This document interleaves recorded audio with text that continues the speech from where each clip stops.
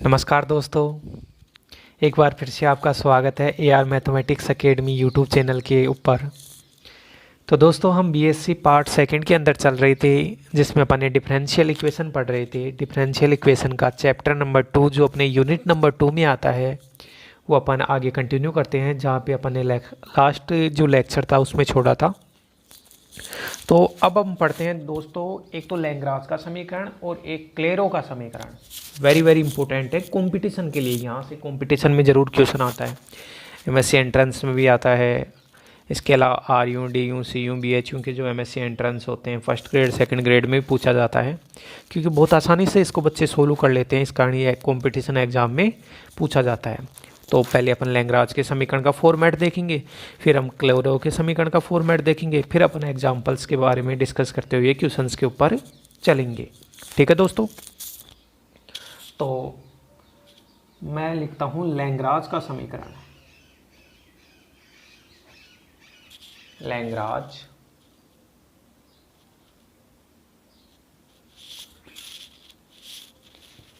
Lagrange का समीकरण।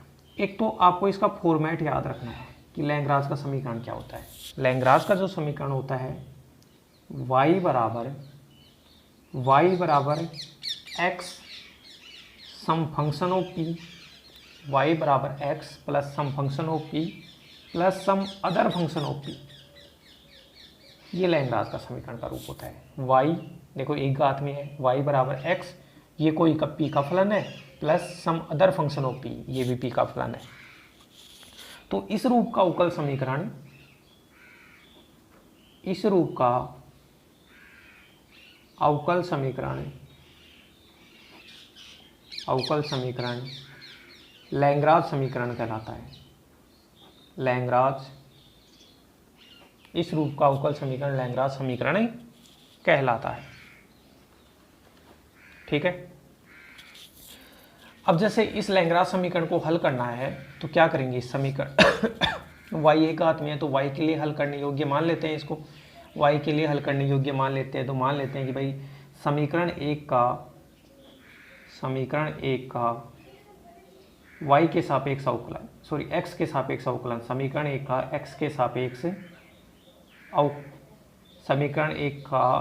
सापेक्ष अवकलन। अगर आप अवकलन करोगे तो ये बनेगा dy बाई डी एक्स बराबर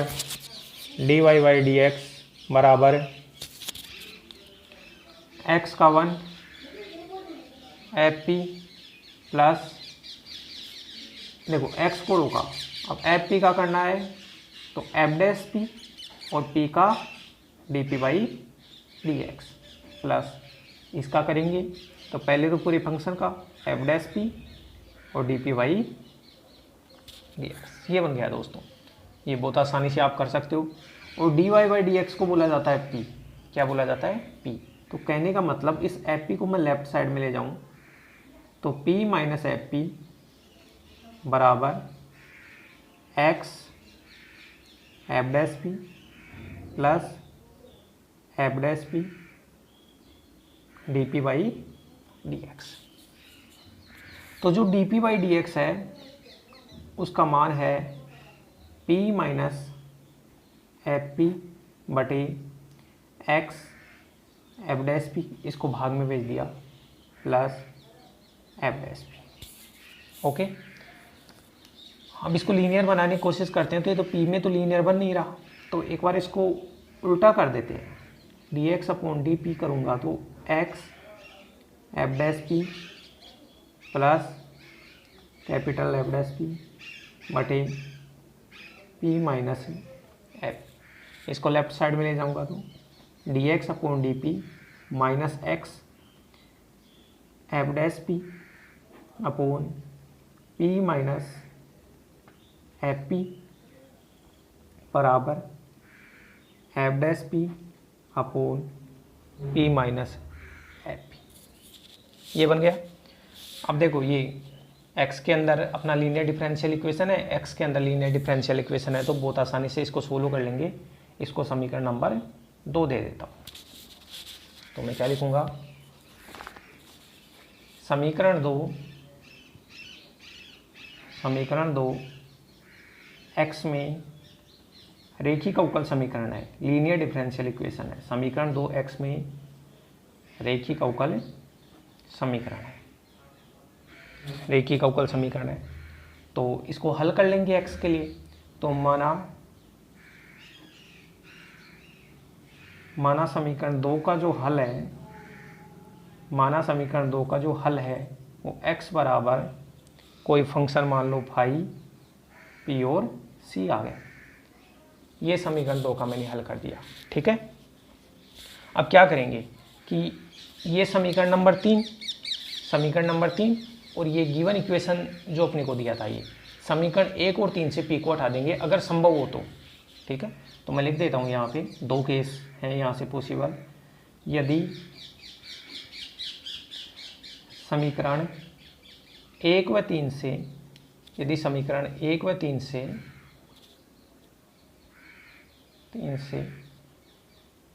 p को विलोपित करना संभव हो तो, p को विलोपित करना संभव हो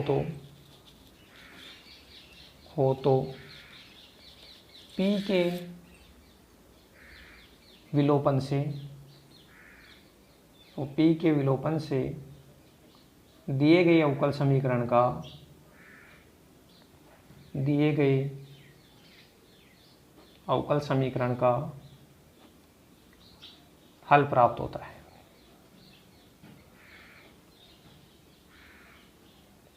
ठीक है, अगर p को विलोपित करना संभव हो तो ये।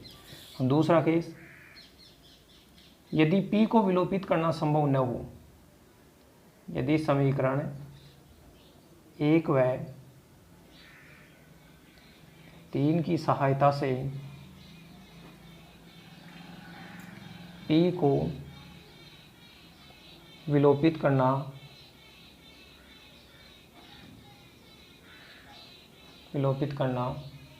संभव न हो तो,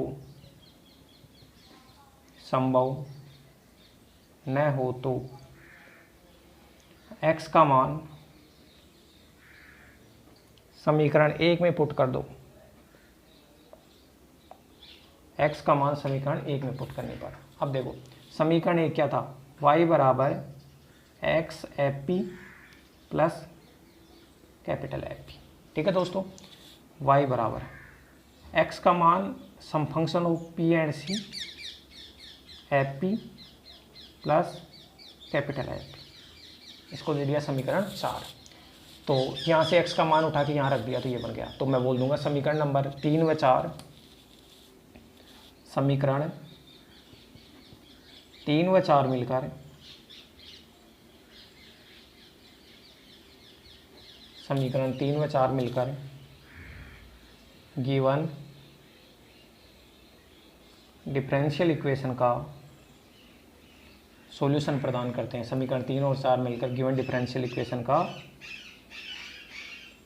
सॉल्यूशन प्रदान करते हैं। अगर p को विलुप्त करना संभव है, जैसे अभी तक अपन पढ़ते आए हैं, अगर p को विलुप्त करना संभव है तो p को विलुप्त कर देंगे और अगर p को विलुप्त करना संभव नहीं है तो आप x का मान गिवन डिफरेंशियल इक्वेशन में रख दो और y का मान, तो फिर बोल देंगे ये समीकरण नंबर जो 3 है और ये समीकरण नंबर 4 दोनों मिलकर गिवन डिफरेंशियल इक्वेशन का सॉल्यूशन प्रदान करते हैं। तो ये तो है लैग्रांज रूप जो अपने को पढ़ना है। अब आगे चलते हैं, अपने एक अपने को पढ़ना है दोस्तों क्लेरो का समीकरण। तो एक बार इसको भी देखना। क्लेरो का जो समीकरण है वो लैग्रांज के समीकरण का ये एक स्पेशल केस है। तो मैं लिखता हूं यहां क्लेरो का समीकरण। ये लैग्रांज के समीकरण का स्पेशल रूप है। क्यों बोल रहा हूं मैं, क्योंकि ये जो समीकरण होता है y बराबर x, अब लैग्रांज के समीकरण में यहाँ कोई फंक्शन ऑफ p आता है, लेकिन फंक्शन ऑफ p की जगह केवल p आ जाता है और फिर ये कोई फंक्शन ऑफ p। देखो लैग्रांज का समीकरण क्या था, y बराबर x, ऐसे मान लो कि सम पहला function of p plus some function of other function of p, लेकिन यहाँ पे ये जो पहला फंक्शन है इसकी जगह केवल p आ जाता है, तो ये क्लेरो का समीकरण बन जाता है। इसका मतलब जो लैग्रांज के समीकरण था उसका एक स्पेशल रूप है क्लेरो का समीकरण। इसको डाल दिया इक्वेशन नंबर 1। समीकरण एक क्लेरो का अवकल समीकरण कहलाता है, क्लेरो का समीकरण कहलाता है। ठीक है, अब इसको सोल्व करने के लिए क्या करेंगे कि आप x के सापेक्ष अवकलन कर दो। तो समीकरण एक का x के सापेक्ष अवकलन करने पर, x के सापेक्ष अवकलन करने पर, अवकलन करने से ये बनेगा dy/dx, उसको नाम दे दिया p बराबर, p को रोका x का 1, x को रोका dp/dx प्लस ये बना f' dp/dx। ठीक है, अब देखो ये p से तो p कट गया, तो कुल मिला के ये बना x प्लस f' और ये dp/dx है भाई, इससे तो ये कैंसिल हो ही गया ना, और dp/dx बार आ गया बराबर 0। अब इसको सोल्व करेंगे तो विचित्र हल आएगा, तो इस वाले फैक्टर को तो अपन छोड़ देंगे और इसको सोल्व करेंगे तो p बराबर, तो dp/dx बराबर 0, dp बराबर dx बराबर 0 इम्प्लाई p बराबर c, और c क्या है कांस्टेंट, तो p बराबर c कांस्टेंट आ गया। तो p बराबर c गिवन इक्वेशन में पुट करने पर p बराबर c गिवन इक्वेशन में पुट करो, गिवन इक्वेशन में पुट करो तो गिवन इक्वेशन क्या था, y बराबर x p plus some function of p, यही था ना। तो और p की जगह c पुट कर दो, और p की जगह c पुट करेंगे तो y बराबर बनेगा ये cx plus f c, cx plus f c, p की जगह c पुट कर दिया। तो दोस्तों याद रखना ये व्यापक हल आ गया क्योंकि c कांस्टेंट आ रहा है, ये गिवन अवकल समीकरण का व्यापक हल आ गया क्लेरो का समीकरण। तो डायरेक्ट क्या करना है कि क्लेरो का जो समीकरण अगर अपने को दिया है, क्लेरो के समीकरण का जो फॉर्मेट दिया है ये वाला, तो आप p की जगह सीधा c पुट कर दो, आंसर आ जाएगा। p की जगह सीधा c पुट करते ही आंसर आ जाएगा। और क्लेरो का समीकरण का क्वेश्चन है एग्जाम में बहुत बार आता है क्योंकि बहुत आसान है, आप p की जगह c पुट करते ही अपना आंसर आ रहा है, तो 1 मिनट में बहुत आसानी से अपन इसको कर सकते हैं। तो ये क्लेरो के समीकरण का फॉर्मेट मैंने बताया है। और इसको छोड़ेंगे, इसको क्यों छोड़ेंगे, क्योंकि यहाँ से विचित्र हल बनेगा और विचित्र हल अपन आगे पढ़ेंगे।